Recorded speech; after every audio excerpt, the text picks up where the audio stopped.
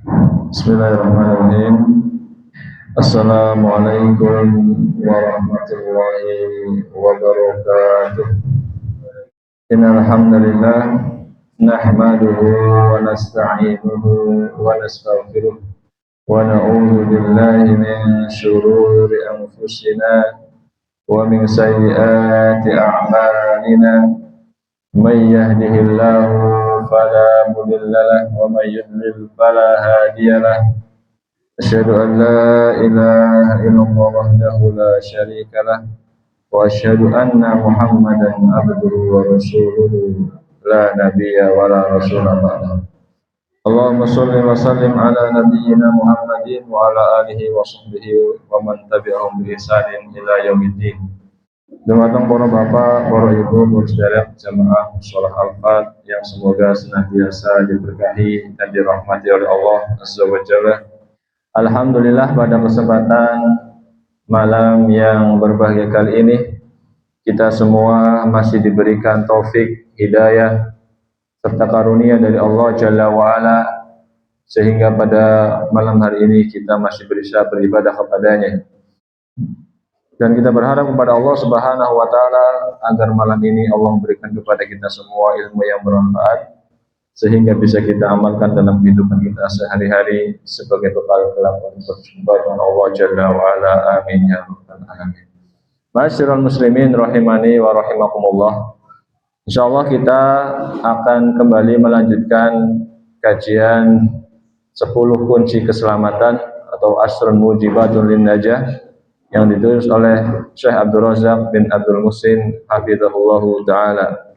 Dan kita sudah masuk ke kunci yang ke-8, yaitu al-hadru minal ujbi wal iftirar. Berhati-hati, waspada dengan ujub dan iftirar, tertipu merasa bahwa dirinya telah berbuat banyak kebaikan, ya. Di pertemuan lalu kita sudah menyampaikan tentang makna dari ujub, ya. Ada yang masih ingat makna dari ujub secara bahasa maupun secara istilah? Ya, sebelum kita lanjutkan kita murojaah terlebih dahulu. Ujub itu secara bahasa artinya wazahu wal kibru wal irtifa'u binafsih. Ujub itu artinya kekaguman, kesombongan, dan merasa dirinya memiliki kedudukan yang tinggi. Ya, ini ujub secara bahasa. Adapun secara istilah, sebagaimana yang disampaikan oleh Syekh Shalih Al-Utsaimin hafizahullah taala, al-ujbu wan nadharu ila nafsi bi ainil ijlali wa ta'zimi. Ujub itu seseorang melihat dirinya sendiri dengan kacamata pengagungan dan kemuliaan. Atau yang disampaikan oleh Imam Al-Ghazali, al-ujbu huwa istiqdamu ni'mati warrukunu ilaiha ma'anisyani idhofatiha ila mun'im. Ujub itu mengagumi, membanggakan kenikmatan yang ada pada dirinya disertai dengan lupa menyandarkan kepada sang pemberi nikmat, yaitu Allah Subhanahu wa Ta'ala, ya. Jadi ujub itu ketika seseorang mempunyai kelebihan, mempunyai kenikmatan, mempunyai karya, dia itu lupa dengan siapa yang telah memberi nikmat tersebut. Itu ujub, dan menyandarkannya kepada dirinya sendiri, ya. Dan pada kesempatan malam ini insya Allah kita akan melanjutkan pembahasan tentang ujub. Dan ujub itu bisa mengenai perkara dunia dan perkara akhirat.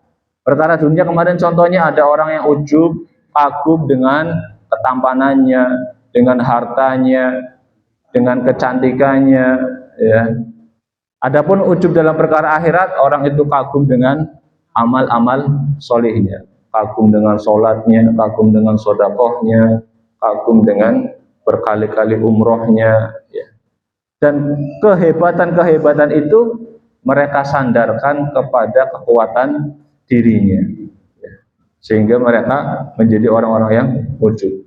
Makanya ujub ini sudah diperingatkan oleh Rasulullah Shallallahu Alaihi Wasallam. akan bahayanya. Kata Rasulullah Shallallahu Alaihi Wasallam, salah satu muhlikat, ada 3 perkara yang bisa membinasakan.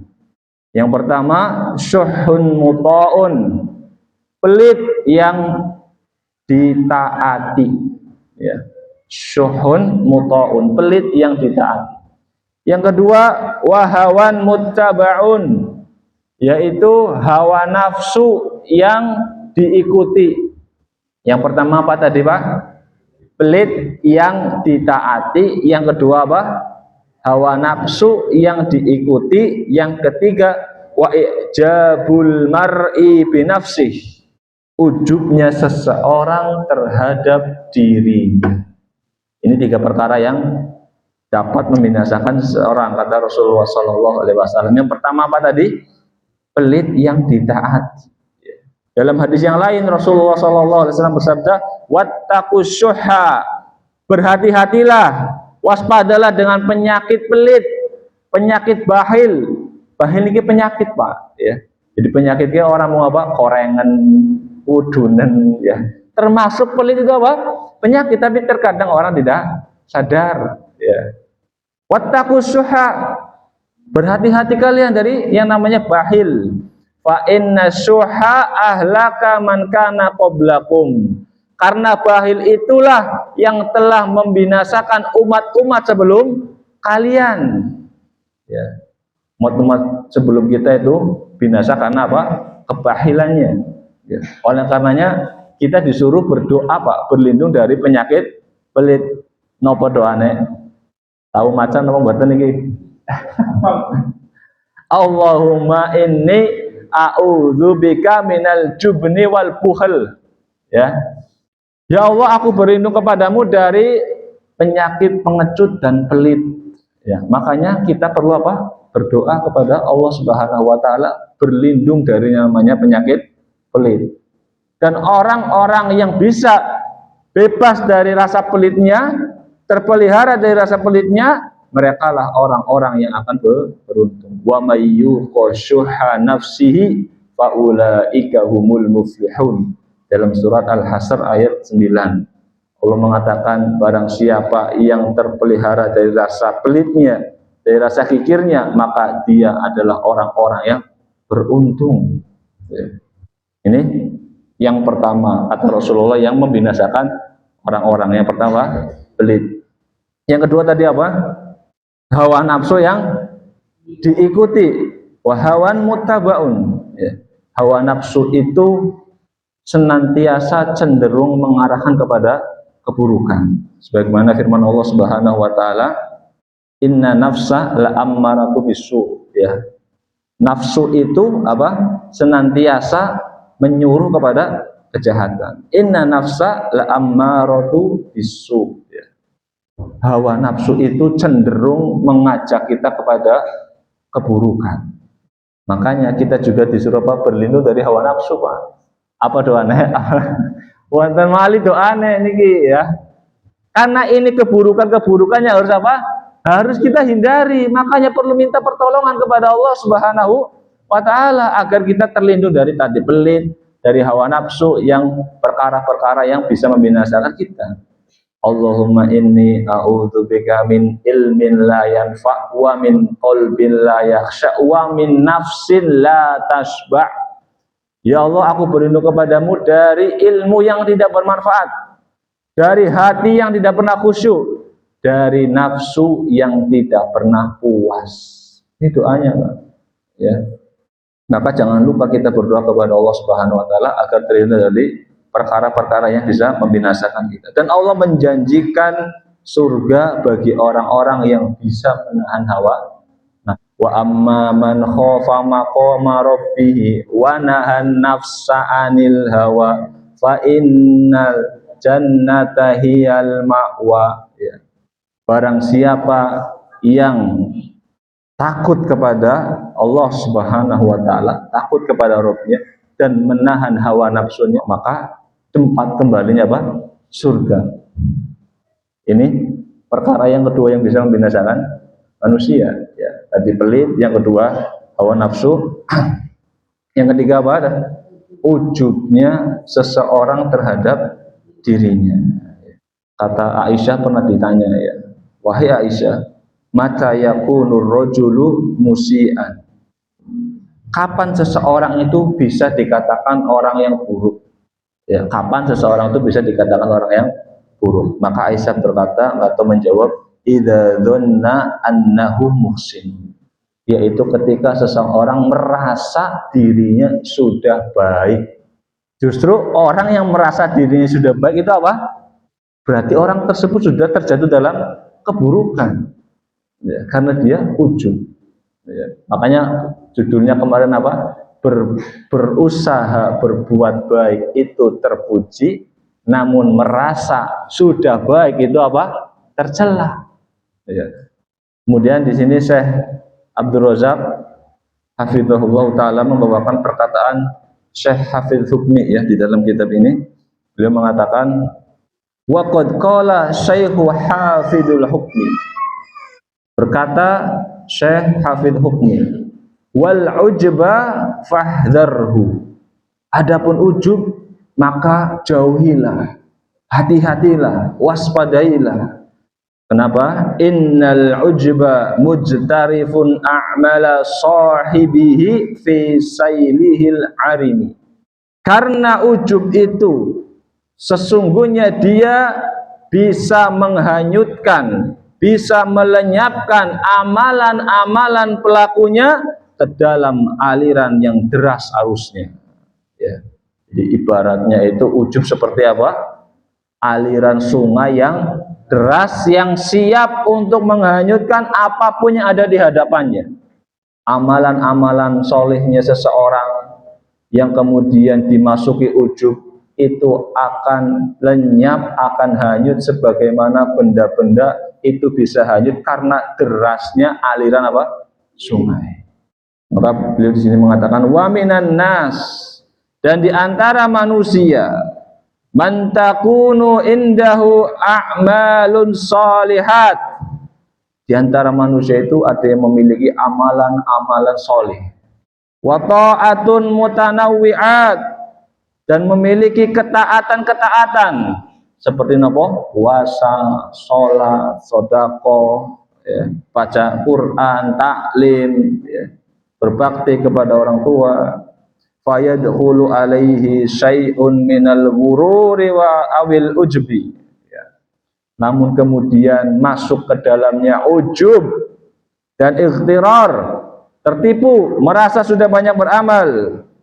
Apa yang terjadi? Wayarkanu ila amalih, dan dia kemudian menyandarkan kepada amalnya, menyandarkan bahwasanya ternyata dia bisa beramal karena kehebatan dirinya, karena ketekunan dirinya. Fayahliku bidzalik, maka dengan hal itu orang tersebut bisa celaka dan binasa. Fayahbatu amaluhu kulluhu, dan amalannya akan terhapus seluruhnya yang termasuki dengan ujub. Amalan-amalan yang termasuki dengan ujub, tersusupi dengan ujub, itu akan terhapus seluruhnya.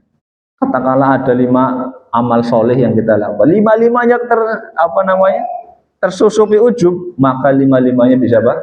Terhapus amalan-amalannya. Sebagaimana apa? Ria juga bisa menghapus apa? Amal soleh, karena ria termasuk walaupun kategori syirik kecil, namun dia adalah dosa besar, ya.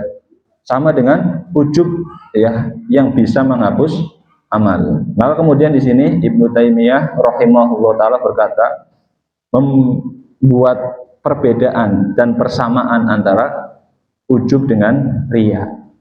Bedanya itu, ria itu datang ketika sedang melakukan amal solih, ya. Lagi bagi-bagi sodako di foto misalkan, ya, share. Ini munculnya ketika sedang beramal solih, ria.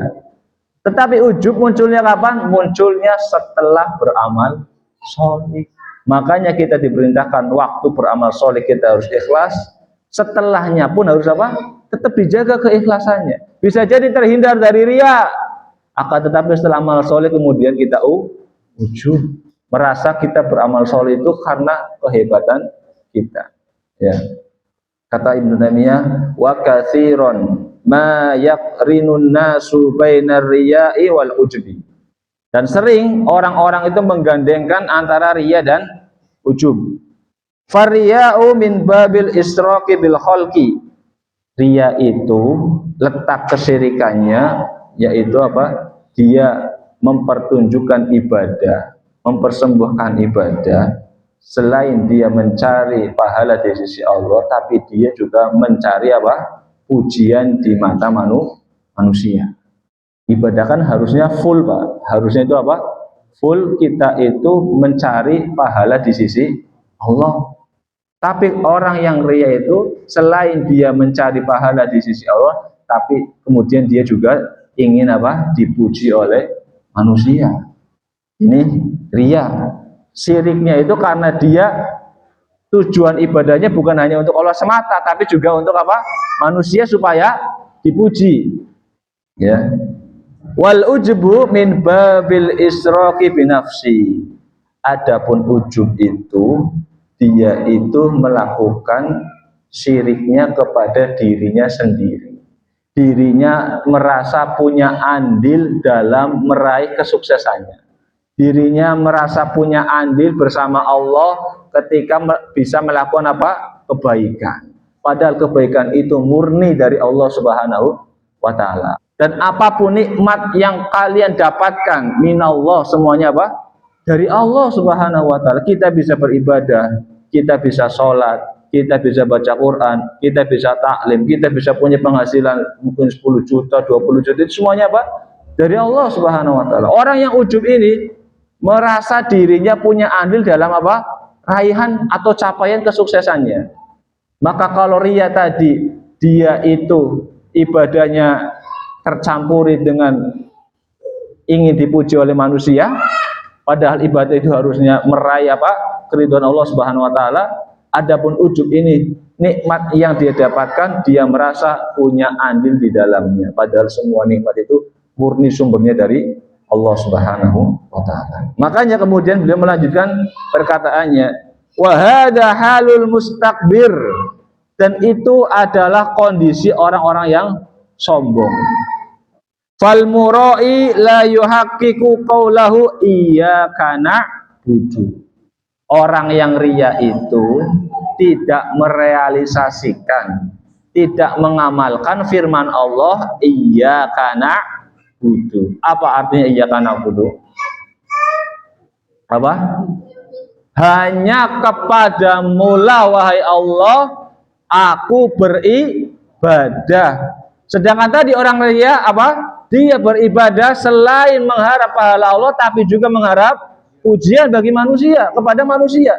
Sehingga orang yang riya tidak merealisasikan firman Allah iyyaka na'budu. Ya, ini kata beliau.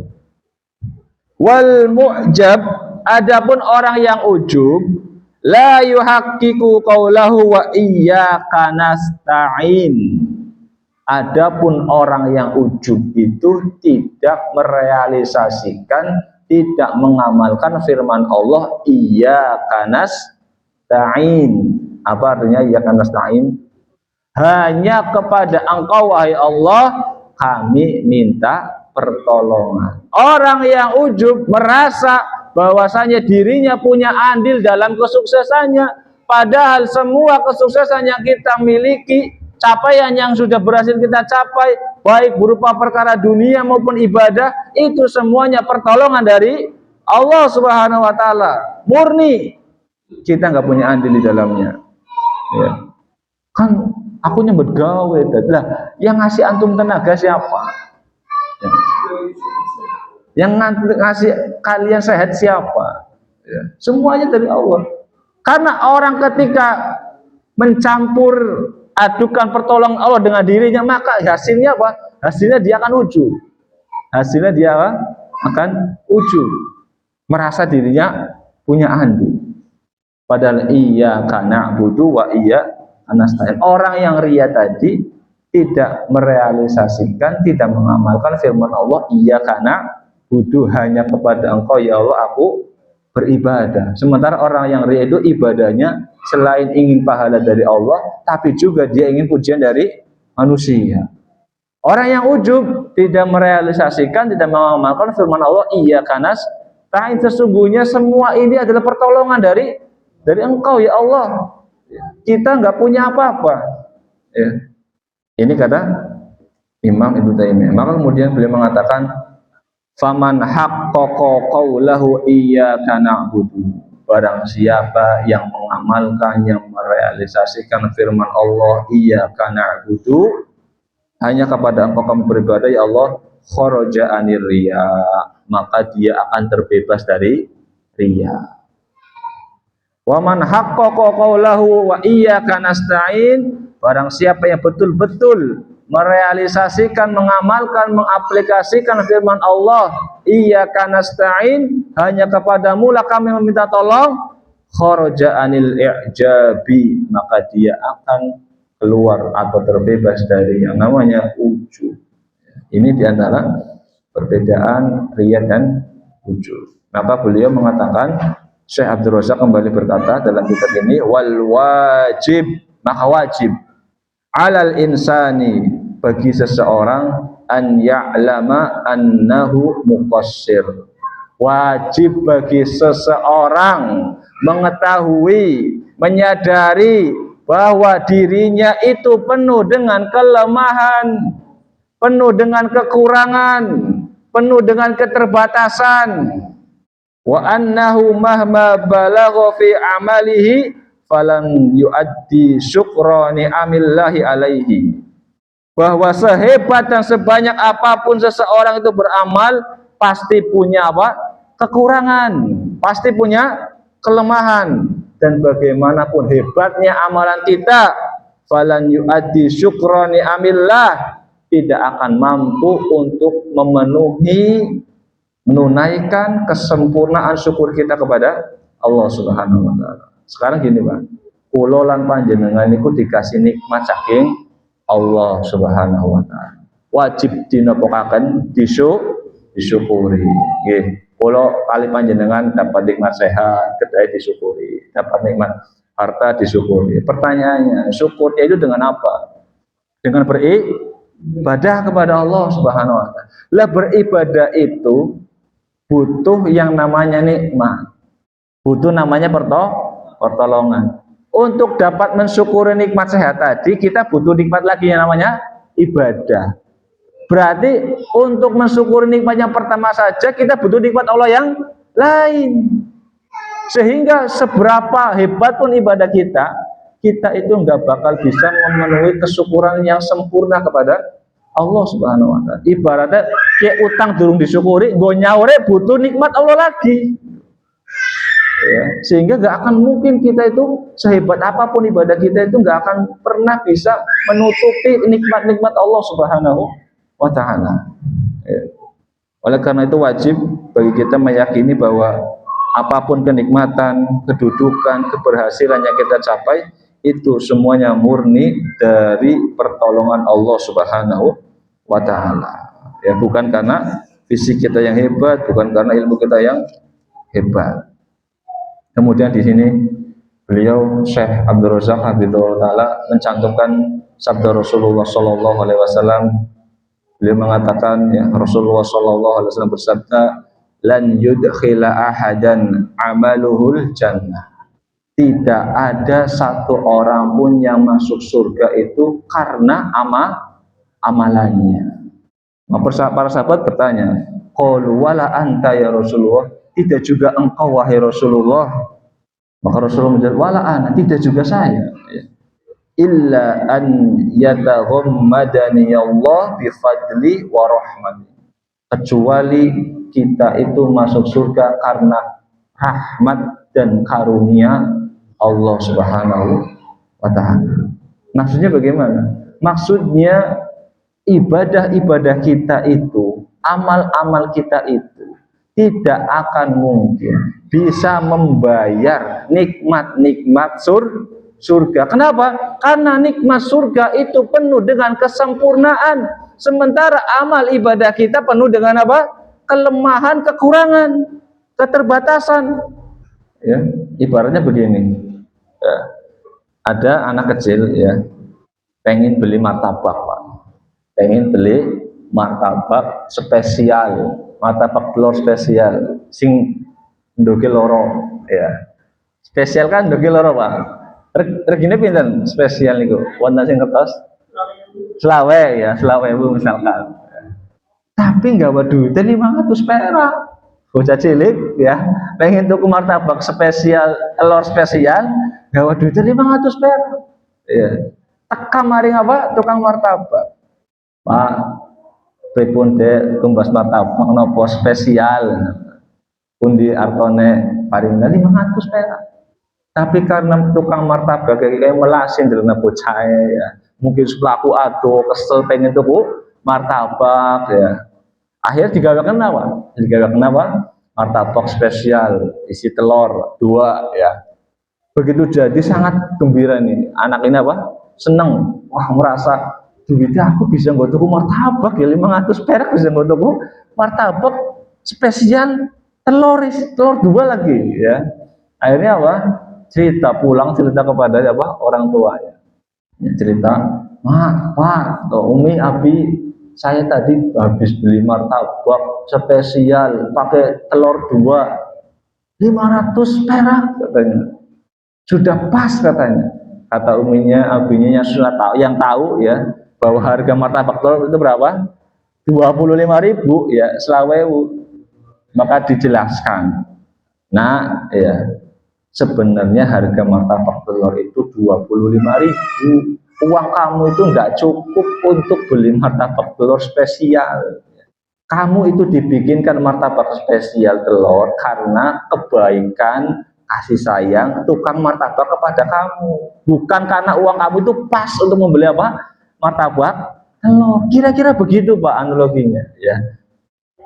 Rasulullah SAW ingin menjelaskan kepada umatnya bahwa amal kita itu penuh dengan kekurangan. Nggak nutup amal kita itu untuk mencapai kenikmatan yang ada di surga. Surga nikmatnya dengan penuh kesempurnaan, sementara dibayar dengan amal kita yang penuh kelemahan dan kekurangan, nggak nutup.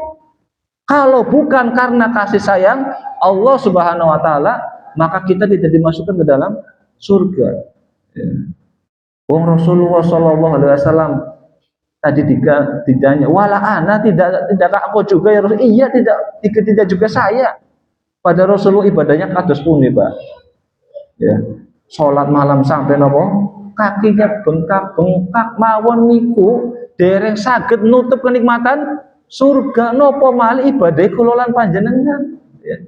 Buru-buru sikil bengkak ya. Sikil saya bimbumbuan sholat malam mana ketika apa sikilnya bengkak ya Allah panjaluknya surga ya. Kalau bukan karena rahmat Allah Subhanahu Wa Taala sulit ya.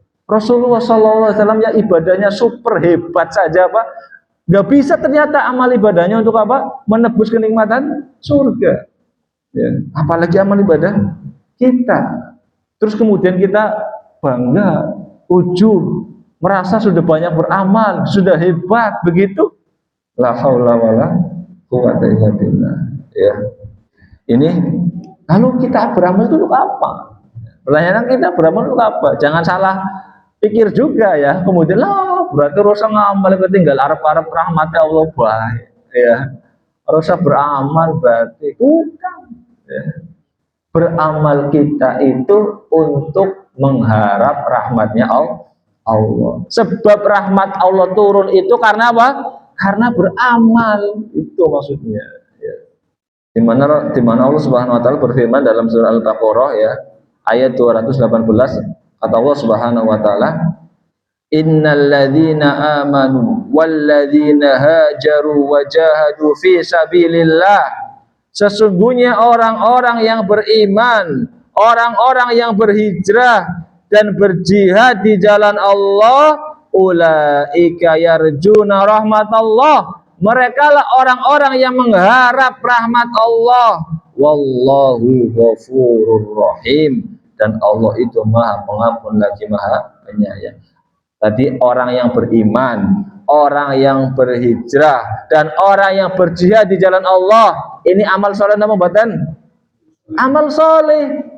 Ulaika yarjuna rahmatullah. Mereka itu mengharap rahmat Allah dengan apa? Dengan beramal soleh. Ya. Dengan berjihad, dengan berhijrah, dengan beriman. Mereka mengharapkan apa? Rahmatnya Allah Subhanahu wa ta'ala. Jadi kita beramal soleh itu maksudnya untuk mengundang rahmatnya Allah Subhanahu wa ta'ala. Adapun amal soleh kita penuh dengan apa?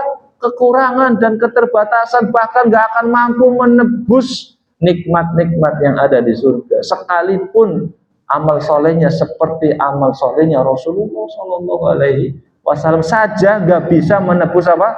Kenikmatan-kenikmatan yang ada di surga. Lalu bagaimana dengan amal soleh kita yang penuh dengan kekurangan yang levelnya sangat jauh, ya?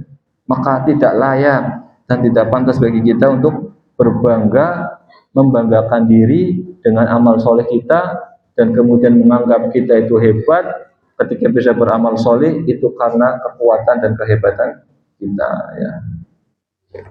Kemudian Syekh Abdul Razak hafizahullah taala berkata lagi di sini, wa kana dzalika halu fi khiyari hadhil ummah, dan demikianlah kondisi orang-orang terbaik di umat ini, minas sahabah, di antara para sahabat, ya. Faman ba'dahum, dan orang-orang setelah mereka, maksudnya para tabi'in dan para tabi'in, sebagaimana sabdanya Rasulullah Shallallahu Alaihi Wasallam, wa khairun nasi qarni, sebaik-baik manusia adalah yang ada hidup di zamanku, maksudnya zamannya para sahabat. Tsummal ladzina yalunahum, kemudian orang-orang setelahnya yaitu para tabi'in, dan orang-orang setelah para tabi'in yaitu tabi'ut tabi'in. Wa min dzalika qaulu Abdillah bin Abi Mulaikah, dan di antara perkataan mereka yaitu perkataannya Abdillah bin Mulaikah, wa huwa min ulama tabi'in. Mereka itu Abi Mulaikah ini, Abdillah bin Abi Mulaikah ini ulamanya tabi'in. Beliau mengatakan adraktu salasina min ashabin nabi, saya mendapati 30 orang sahabat Nabi. Tabi'in ini berarti menjamani zamannya sahabat, ya. Sahabat itu bertemu dengan Rasul, tabi'in itu bertemu dengan sahabat tapi nggak bertemu Rasul. Tabi'in itu bertemu dengan tabi'in tapi nggak bertemu dengan sahabat, ya. Jadi Abdillah ibni Mulaikah ini bertemu dengan 30 orang sahabat, kulluhum yakhafun nifaqo ala nafsi, semuanya itu khawatir tentang dirinya, apakah dirinya terjangkiti kemunafikan sehingga bisa menghapus amal-amal soleh ini, seperti ujub tadi. Semuanya 30 orang sahabat itu apa? Semuanya itu khawatir akan dirinya terjangkiti kemunafikan. Itu bedanya, Pak. Zaman sahabat itu amal solehnya kencang-kencang, hebat-hebat, tapi hatinya apa? Takut amalnya enggak diterima. Bahkan di antara para sahabat kan ada yang dijamin masuk surga.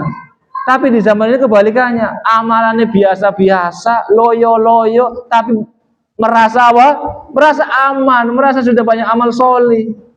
Di zaman sahabat amal solehnya luar biasa, kuat-kuat, tapi hatinya khawatir kalau amalnya tidak diterima, kalau hatinya terjangkit penyakit kemunafikan. Nah, di zaman sekarang amalannya biasa-biasa, standar, bahkan banyak kelemahan kekurangan, hatinya merasa aman, bahkan yang luar biasa lagi merasa ujub, bangga, kagum dengan amal solihnya. La haula wala quwata illa billah. Ada seorang sahabat bernama siapa? Hanzalah.